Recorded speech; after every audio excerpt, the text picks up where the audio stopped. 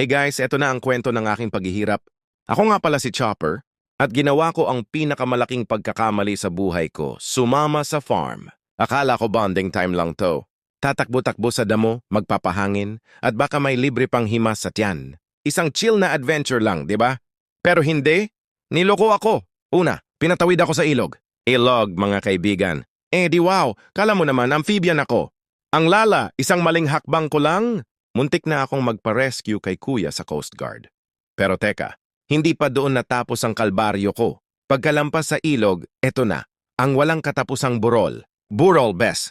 Para akong napasali sa Pinoy Ninja Warrior Doggy Edition. Akyat Talandulas Kembot. Ang hirap!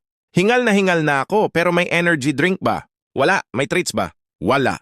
Ang meron, mga baka at manok na nakatingin sa kin na parang sinasabi, hala, kawawa naman tong isa. Niloko na nga mo. Lahat ng pawis at pagod ko para saan? Wala man lang medalya or appreciation award para sa Best Supporting Dog sa Extreme. Pero don't worry mga kaibigan, nakaligtas ako. Barely.